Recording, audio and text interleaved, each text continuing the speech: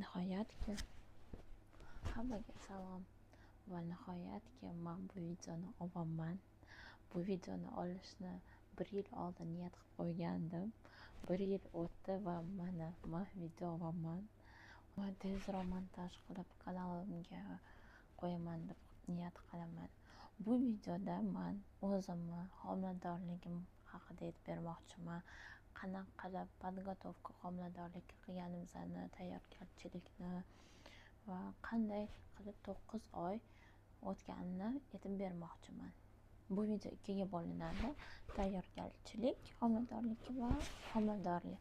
Homiladorlik haqida ko'proq aytib ketaman, chunki bu 9 oy ko'p narsalar bo'ldi. Tayyorgarchilik bizda janoqa yillab vaqt olmadi. Asosiy momentlarni aytib ketaman, lekin ko'proq homiladorlik haqida aytib bermoqchiman. 2024-yil yili boshida yanvar-fevral oylarida biza homiladorchilikka tayyorgarchilik boshlagandik. Har xil analizlar topshirdik. Keyin men mini operatsiya qilishim kerak bo'ldi may oyida. O'sha mini operatsiya qildik. Operatsiyadan keyin menga dorilar yozib berishdi profilaktika uchun. Keyin men o'zim ginekolog bilan gaplashganimda ular ham menga har xil vitaminlar yozib berdilar. Sentyabr oyida 2024-yilda homilador bo'ldik. Homilador bo'ldim emas, homilador bo'ldik deyapman, chunki bu biz uchun juda kutgan moment edi. Biz bunga tayyorgarchilik qilgan edik va kutgandik. Shuning uchun birga bu yo'lni o'tkazdik. Yo'lni deganimda 9 oyni, shu 9 oyni oldin esa tayyorgarchilik paytida har xil qiyinchiliklar bo'lganda birga ulardan o'tgandik, birga rashat qilgandik. Shuning uchun aytyapman, birga homilador bo'ldik deb noto'g'ri eshitilishi mumkin, lekin men bunga smysl vkладывать qilaman. Aytganimdek, sentyabr oyida 2024-yil homilador bo'ldik va homiladorlik haqida men oktyabr oxirisi, noyabr boshida bilganman. O'sha paytda menda sal ishxonamda har xil izmeniylar bo'layotgandi. Men eski ishxonamdan yangi ishxonaga o'tayotgan payti bo'lib qolgandi va уже protsess bo'layotgandi. Уже dokumentlarimni yangi ishxonaga olib borganman, yuborganman. Eski ishxonamdan bo'shaganman. Shu paytda уже yangi ishxonaga chiqqan paytimda homiladorlik haqida bilgandik. Juda ham hayajonlangandim shu payt, chunki yangi ishxona yoki 3 yoki 4 oy испытательный срок bo'ladi. Уже homiladorman. Homiladorlikning boshida, birinchi trimestrda hamma biladi, toksikoz ko'pchilikda bo'ladi. Menda ham toksikoz bo'lgan. Shu noyabr oy va dekabr boshi qiyin bo'lgan. Imенно ishlash, to'g'risini aytsam, butun homiladorlik paytimda ish qilish qiyin bo'lgan. Chunki har xil momentlar bo'lgan. Ular haqida keyinroq aytib beraman. Sekin gaplashyapman, chunki bolam hozir uxlayapti. Aytganimdek, noyabr bilan dekabr boshi menda toksikoz bo'ldi. Yangi ishxona edi, qiynalardim. Chunki постоянно ertalabdan kechqurungacha qo'yin oz ursa juda qiyin, konsentratsiya qilish qiyin, nimadir yangi o'rganish qiyin. Даже если bilsanglar ham nimadir miyani ishlatish qiyin, chunki mash tilida ovqat turadi. Ovqat bo'lmasa ham mash tilida nimadir kislotez, mana shunday turadi. Menga to'g'risini aytsam hech nima yordam bermagan. Doktorimga yozardim, постоянно menga kapelnitsalar yozib bergandilar, elektrolitlar, yana qanaqadir kapelnitsalar olgandim. Obed paytida ishxonamda obed paytida borib yugurib kapelnitsa olardim, keyin kelardim ishxonaga obratno. Shunaqa bo'lgan noyabr. Sal-pal yordam bergan shu kapelnitsalar. Siz hozir homilador bo'lsangiz va toksikozingiz bo'lsa, och yurmang.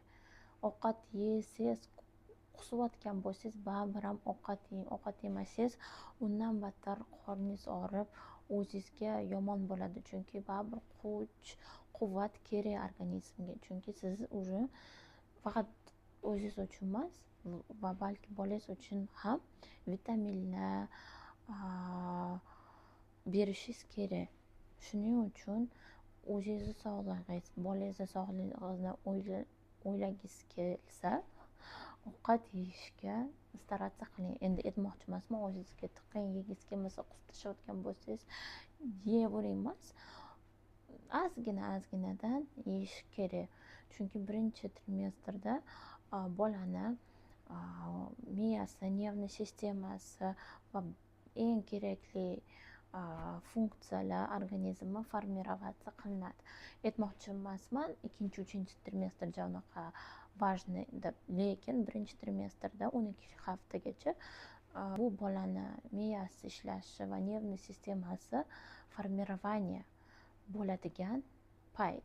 Mana shu 12 hafta eng qiyin deb tuyuladi. Mana shunaqa deb o'ylagandim. Afsuski, manda keyin har xil kasalliklar paydo bo'lishni boshlagan. Esimda bor, dekabrda biza yangi yildan oldin 2-3 kunga tog'ga damaga chiqib ketgandik. O'sha momentlar вообще zo'r bo'lganda, toza havo, oilam bilan birga tog'da maza qilgandik, dam olib.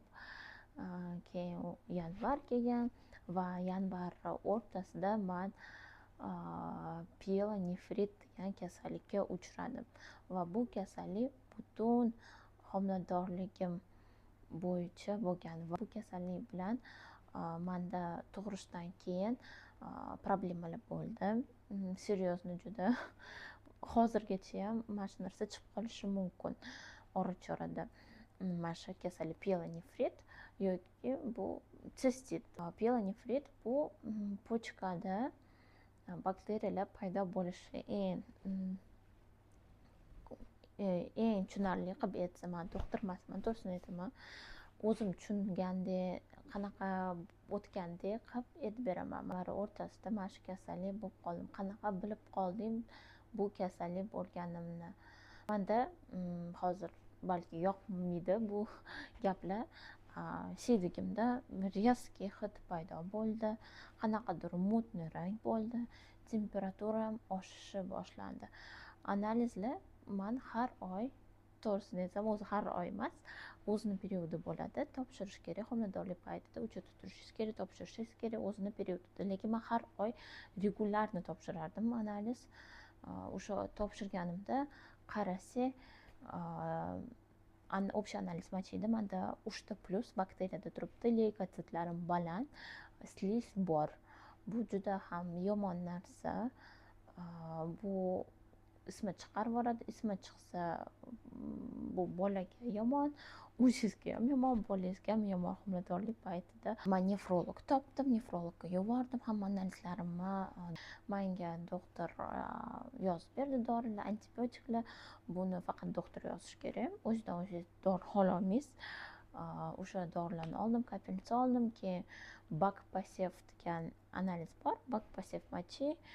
U bakpasev ko'rsatadi qaysi bakteriyalar sizni siydigingizda bor va kolичествоsi va qaysi antibiotiklarda sizda чувствительность bor. Чувствительность to'g'risini aytsam, o'zbek tilida bilmayman. Uzr, hamma so'zlarim o'ris, o'zbek bo'lib ketyapti, lekin harakat qilaman faqat o'zbekcha tushuntirib berishga. Чувствительность. Keyin qarasak, menda o'sha antibiotiklarga bittasigami yoki ikkitasiga чувствительность yo'q. Menda o'zi mana shu narsa yomon. Bilmadim ko'pchilikda bormi bu narsa yoki yo'qmi. Menda bakpasevimda qarasa, analizi ko'p antibiotikka чувствительность yo'q. Menda faqat kuchli antibiotiklarga чувствительность bor. Bu birinchidan nimaga bo'lishi mumkin? Antibiotik paytida ko'p oborganlik bo'yicha. Mana shu narsa yomon. Bizda ko'pincha o'sha kichkinalikdan bolaga antibiotik qovurishadi, zo'r tuzatib beradi, lekin kerak emas kasalliklarga ham antibiotik berib qo'yishi mumkin. Bu yaxshi emas. Menda hozir lегкий, yengil antibiotiklarga resistentность bor. mani organizmim ularni qabul qilmaydi, mani ular davolamaydi. Bu juda ham yomon.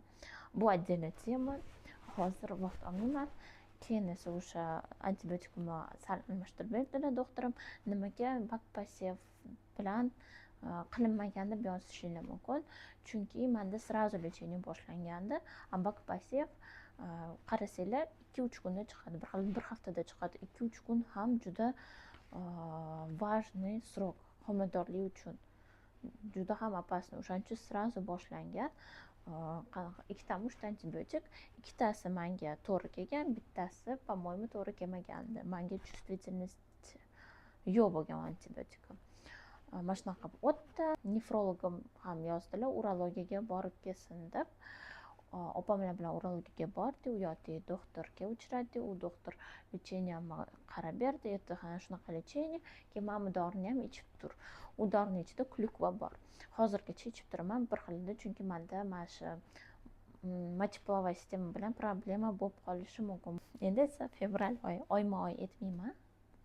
Hozirga faqat eng yarki событияlarni aytib bermoqchiman. Homiladorlik paytimda bu narsalar meni esimda yaxshigina qoldi. Shularni aytib beraman. Har bitta momentda aytib bera olmayman, chunki o'zim esimda ham yo'q, uncha yozmaganman har kuni nima bo'layotganini. Va homiladorlikdan o'sha paytdan 1 yil o'tib qoldi. Fevral oyi boshida больницаga tushib qoldim. Akusherstvo va ginekologiya больницasiga. Nimaga? Men shanba oldin kuni poliklinikaga borgandim. Poliklinikaga borib turish kerak, o'zi uchetda turishingiz kerak. Men ham uchetda turardim, lekin u yerda ginekologga просто borib analizlarni topshirib ketardim. Bo'ldi, men ulardan konsultatsiya olib yurmasdim, chunki men o'zimni doktorim bor edilar.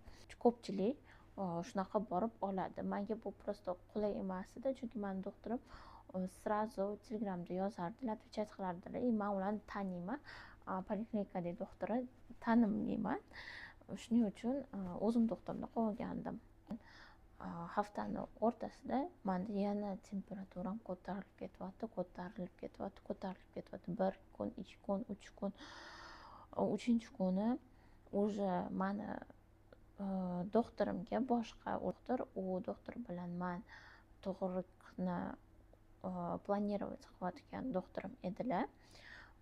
Ularga yozdim, keyin больницаga bordik, narsa yig'ib, u yerda meni ko'rishyapti, temperaturam baland 38,5 edi, shunaqa edi.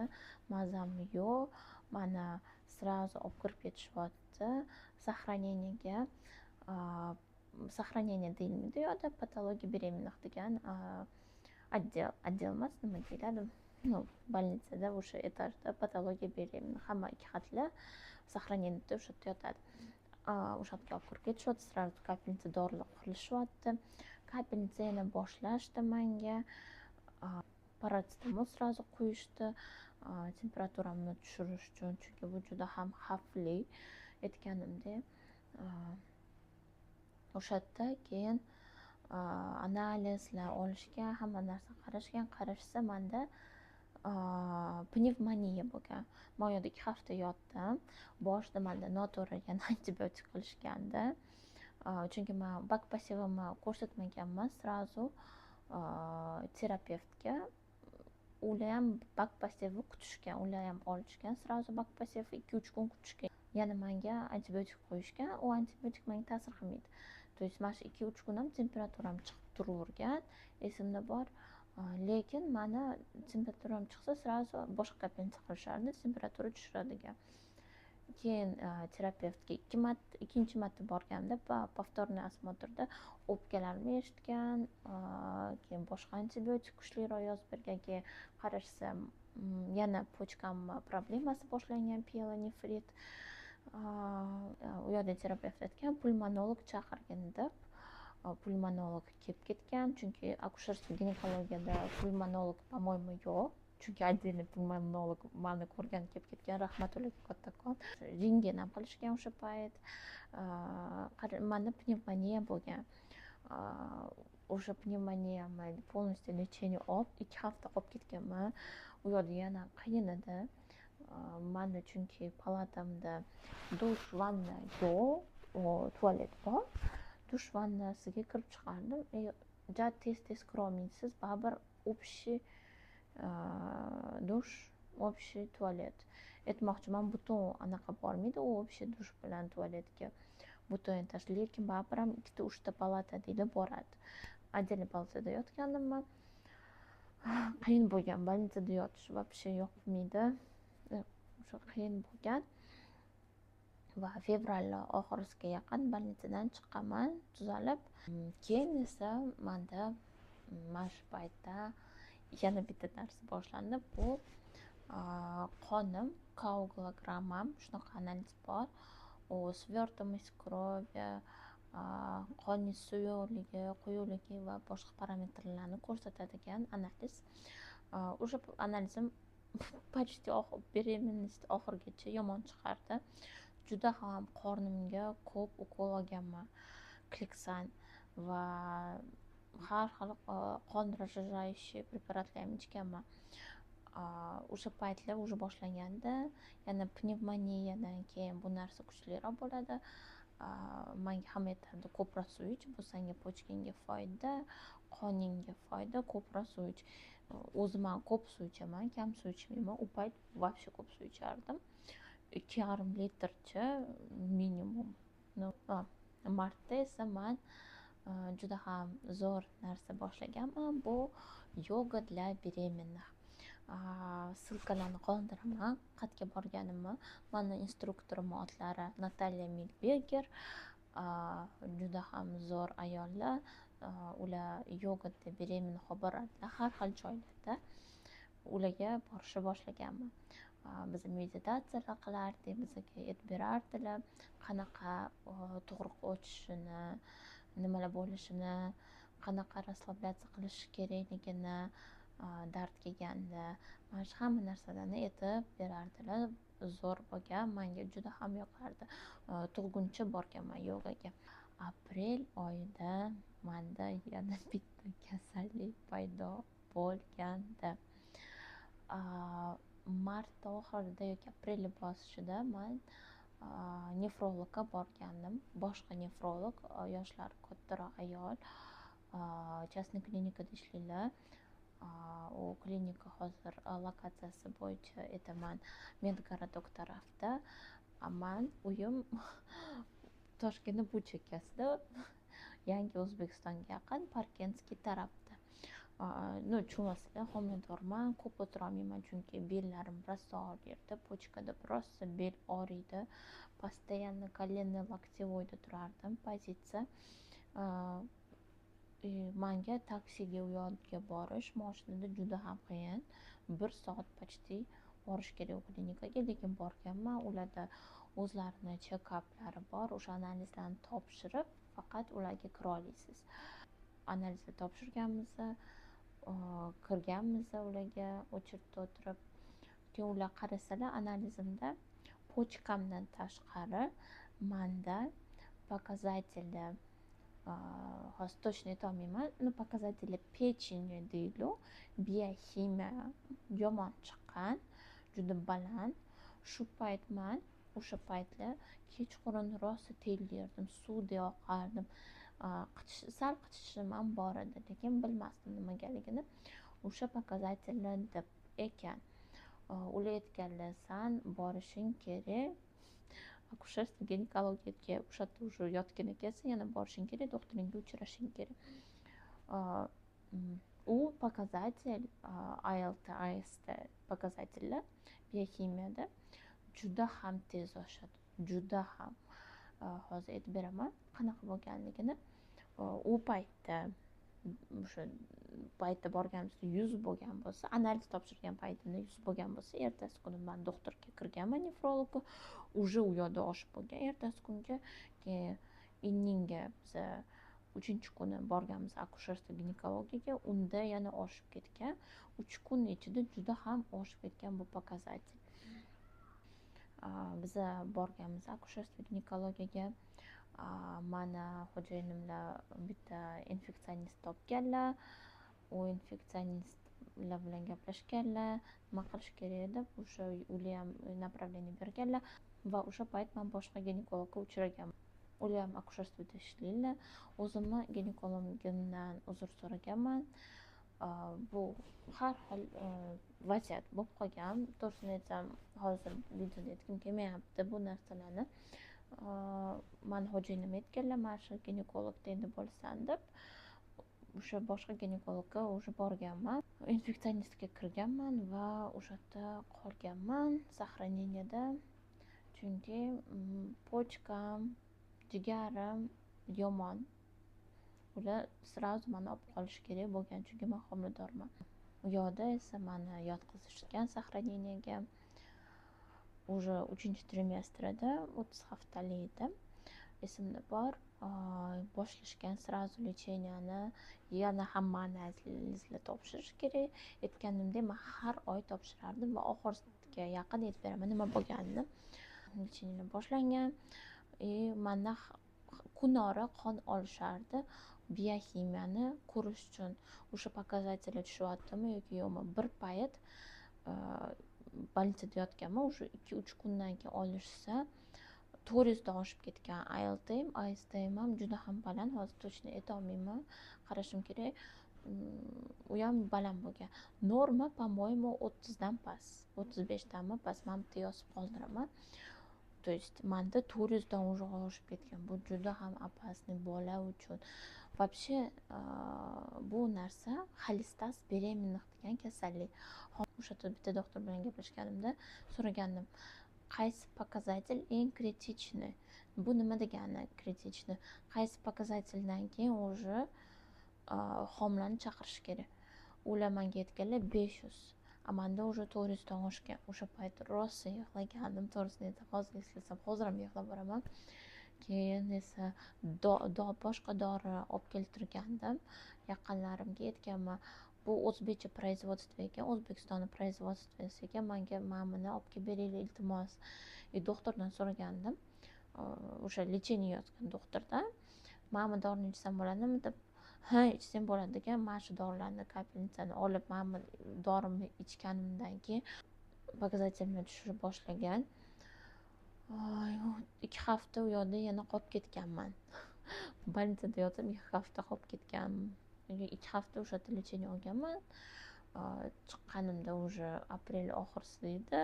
Yomon kunlar isib ketgandi va menga doktor aytgan, o'sha yerda сохранениеda yotganimda menga har kuni 2-3 marta qaraydigan doktor bo'ladi, etajniy doktor. U doktorim aytgan, "Sen diyeta жесткий tutishing kerak." O'sha payt men diyeta tutardim, pochkam diyetasi bo'lardi. Yana o't pufligim uchun ham diyeta boshlagandim. O'sha больницаga yotishim bilan juda strogiy diyeta edi. O'shani homiladorlikni oxirigacha tutasan degan. O'sha diyetani tutganman va aytganlar, yoshlari katta ayol, ularga ham rahmat, hamma doktorlarga rahmat. Yana bir marta o'zimni tug'dirgan ginekologimga juda ham rahmat deyman. Aytganlar, "Sen tez analiz topshirib turishing kerak, mana shu показательni kontrolda ushlab turishing kerak" deb o'sha doktor aytgan. Men больницаdan chiqqanman. Bir haftadan keyin topshirganman analiz. O'sha may edi, o'sha aprel oxirisi may. Butun may har hafta topshirardim mana shu analizlarni, har hafta. Yana menda qonim u payt yana yomon bo'lib qolgan, koagulogrammam, qornimga ukol. Yana mana shu narsalar sal boshlanishi boshlagan. Mana shu may oy juda ham menda siqilib o'tganman. U payt kun sanardim. Chunki уже 30 haftadan o'tganman, lekin ko'pincha yozilgan 36 haftagacha bormasa bo'ldi. Уже plod bola доношенный считаться qilinadi. Menda 36 hafta, bu по-моему как раз may oxirisi edi. Mana shu bir oy ichida men har hafta analiz topshirardim. Analiz bu ekzamenda, lekin siz u ekzamenga hech qanaqa tayyorgarchilik qila olmaysiz. Просто borib topshirishingiz kerak. rosa siqilardim, rosa o'ylardim, voy yaxshi chiqsin, mana buni yemayman, buni yemayman, ishnimi hamma diyetani ushlayapman. Shu iyunni boshi bo'lgan. Manda PDR, предварительная data родов, то есть qachon tug'ish kuni, bu 18-iyun bo'lgan. Menga doktorim aytgani, показаниялаring yana yomon bo'lishni boshlasa, guvohliklar kelsa, сохранениеga yotsa, biz kutamiz sani darding kelishini, darding kelmasa chaqiramiz, dori bilan chaqiramiz deganlar. 14-iyun men borganman va tug'ish protsessiga tayyorgarchilik ko'rishni boshlaganmiz. Videoda ko'pincha sog'lig'im haqida aytib ketdim, homiladorlikda sog'lig'im qanaqa bo'lganini, lekin juda ham quvonchli paytlar ko'p bo'lgan, yoqimli. Bu narsa uchun yaqinlarimga rahmat deyman, oilamga rahmat deyman. Bu narsa juda ham menga lichni bo'lgani uchun kamerada aytgim kelmayapti, lekin bu narsalar menga kuch bergan. Yoningizda yaqin odam bo'lsa, yaqinlaringiz bo'lsa, gaplashadigan odamingiz bo'lsa, sizga mana shu narsalarni o'tish osonroq bo'ladi. Shuni aytib ketmoqchiman. Va hozir homilador bo'lsangiz, bu videoni ko'rib qo'rqib ketmang. Hammada homiladorchilik har xil bo'ladi. Bu meni experience, то есть o'pitim edi. Qanaqa bo'ldi, nima bo'lishi mumkin, qanaqa odam o'zini vesti qilish kerak, spokойный bo'lish kerak, chunki siz emotsiyalarga berilishib ketsangiz, u bolangizga yomon. Mana shu narsani tushunish kerak. Buni tushunish homiladorlik paytida qiyin, o'zi bir xilida oddiy paytda ham qiyin. Emotsiyani eshitmaslik, lekin homiladorlikda undan qiyinroq. Lekin mana shuni tushunishingiz kerak. Qancha ko'p siqilsangiz, shuncha sizga yomon va bolangizga yomon. Bu videoni ko'rganingiz uchun rahmat kattakon. Balki ikkinchi qismni ko'rgis kelayotgan bo'lsa, izohda yozib qoldiring. Qaysi narsalar haqida, nima temalar haqida video olish kerak bo'lsa, izohda yozib qoldiring. Qanaqa kommentariyingiz bo'lsa, nimadir so'ragingiz kelayotgan bo'lsa, hamma narsani yozib qoldiringlar. Ikkinchi qismda xohlasanglar, men ham erinmasam, vaqtim bo'lsa, motivatsiyam bo'lsa, olaman. Bu rodi, tug'ish, qanaqa tug'ganim haqida va 3 oygacha nimalar bo'lishi haqida aytib beraman. Aytganimdek, motivatsiyam, vaqtim bo'lsa, albatta shu videoni olib тоже kanalimga qo'yaman. Shuning uchun like bosing, bu video bilan bo'lishing, o'rtoqlaringizga, yaqinlaringizga yuboring, ko'rishsin, homilador bo'lishsa. Va ko'rganingiz uchun rahmat.